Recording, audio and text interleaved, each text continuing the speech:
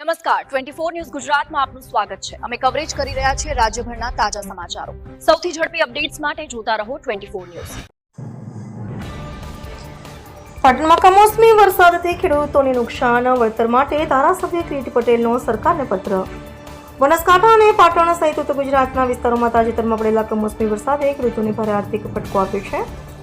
અચાનક બદલાયેલા હવામાનને કારણે ઊભા પાકને વ્યાપક નુકસાન થતા ખેડૂત વર્ગ ચિંતામાં મુકાયો છે। આ ગંભીર પરિસ્થિતિને ધ્યાનમાં રાખીને સ્થાનિક ધારાસભ્ય કિરીટ પટેલ દ્વારા રાજ્ય સરકારને પત્ર લખવામાં આવ્યો છે। પત્રમાં તેમણે સ્પષ્ટ ઉલ્લેખ કર્યો છે કે વરસાદ અને તેજ પવનને કારણે ખાસ કરીને ઘઉં, જીરું સહિતના પાકોને ભારે નુકસાન થયું છે, જેના કારણે ખેડૂતોની આર્થિક સ્થિતિ પર સીધી અસર પડી રહી છે।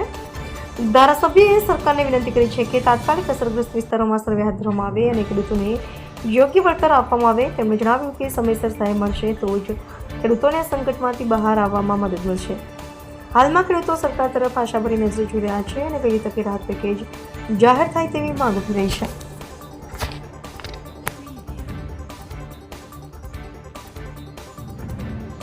છેલ્લા 2 દિવસથી ગુજરાતની અંદર અને ખાસ કરીને ઉત્તર ગુજરાતની અંદર વરસાદી માવઠું વાવાઝોડું થયું છે।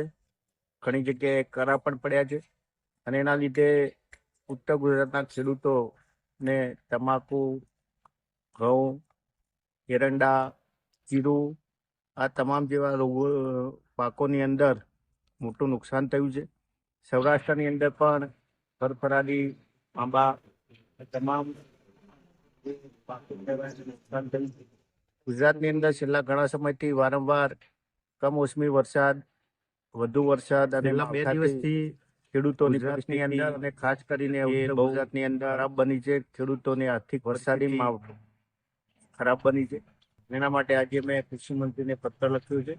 મેં ગુજરાતના ખેડૂતો માટે ખાસ પેકેજ જાહેર કરવા માટે કેન્દ્ર સરકારને વિનંતી કરવાની પણ વાત કરી।